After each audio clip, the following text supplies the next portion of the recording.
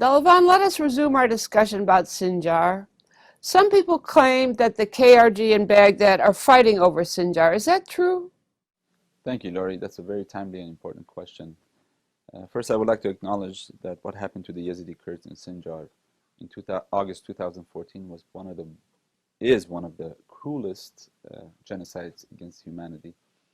Um, Thousands of Yazidis were killed, and more than 7,000 women and children were taken as captive. And up to date, more than 3,000 Yazidis are missing. Yazidi women are missing. And so the pain is ongoing, and what the families of these Yazidi women are experiencing is beyond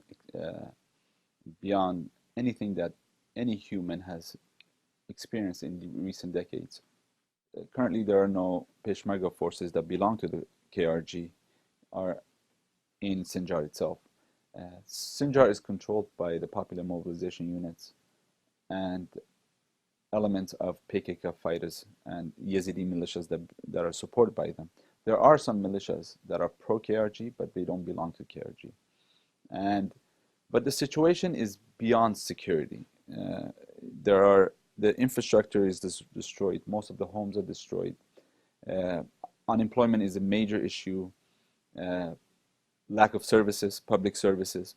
And so there are many reasons why the people of Sinjar don't want to return to Sinjar itself. There is a study that backs this. According to a February 2019 report by UNHCR, CCCM report, Camp Management and Coordination, I believe that's what they call it. According to that report, only 3% of Yazidis intend on returning to Sinjar within the next 12 months. And there are many reasons for that. And I could name you a few reasons. According to that same report, more than 40% said because of landmines. Approximately 41% or so said for security reasons. And 13% said because they don't have the financial means of returning. So there are a lot of elements, a lot of factors why Yazidis are not returning to Sinjar. And also in the same report, 74% or so of the Yazidis, the Yazidi IDPs, said that security is a major concern for them.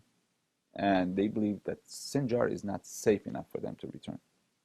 So before the Yazidis could return to Sinjar, the security situation has to be normalized. What is the situation of the Christians in the Nineveh Plains? Laurie, the Christian situation in Nineveh Plain is not much better than Sinjar. Although some have returned to Nineveh Plain, the vast majority still live in the Kurdistan region, and there are many factors why they're not returning the way they should. Number one problem is still security and destroyed infrastructure in homes and lack of public services and employment. But I would say the most important thing is security. According to a Washington Institute report by Michael Knights, just a few months ago, he mentioned that he named two brigades, PMU, Popular Mobilization Unit brigades, Shia militias, Hajj Shabi, that are causing major issues, major problems in Nineveh Plains. One of them is Liwa al-Shabak. They're made up of 1,000 to 1,500 militia fighters, and they're aligned to militia groups that are not reporting to the central government. And that is in Bartella and Bashika area. They've occupied some of their headquarters, according to that report. And another problem is the Kataib al-Babylon, that's what they call.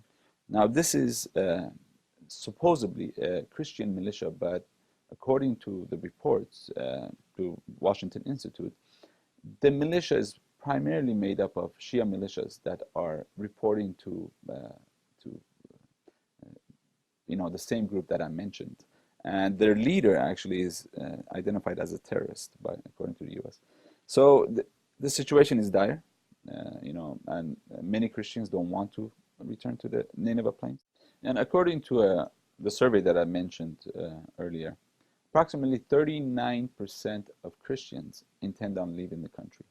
And if that happens, of course, in the next decade or so, Christian population will be extinct in Iraq. What should be done to normalize the situation in the Nineveh Plains and in Sinjar? Security is the most important thing. The reason why the Kurdistan region was more developed and better economy and more prosperous than the rest of Iraq is because of the security situation. Security situation allowed Kurdistan to develop. So in order to normalize the situation in Nineveh Plains and Sinjar, the popular mobilization units and rogue militia groups need to leave the area. Sinjar and Nineveh Plains should be controlled by police forces, security forces from the indigenous people from those areas. And the Peshmerga forces, along with the Iraqi army, can play a support role. Larry, there's a mechanism to normalize the situation, not only in Sinjar and Nineveh Plains, but all of the disputed areas and perhaps all of Iraq. And that mechanism is following the Iraqi constitution. Article 140 of the Iraqi constitution sets out mechanism of census followed by a few steps of implementation to decide the fate of those areas. And now that is the best path forward, the best way forward to resolve the issue, that the people of Sinjar, Nineveh Plain, Kirkuk, Khanaqin will be given the opportunity whether they want to be part of the Kurdistan region or the Iraqi army. And there will be no dispute between them once it's implemented. Either the Kurdish Peshmerga forces or the KRG Peshmerga forces will control those areas, or the Iraqi army, and allow the people to decide that. I think that's the best solution to move forward. Delvan, thank you very much for taking the time to inform us about this very important situation. It's very dismal, but it's also good to know that you and the Barzani Charity Foundation are doing what you can to address the needs of these people. And thank you very much for joining us for this interesting conversation with Delvan Barwari of the Barzani Charity Foundation.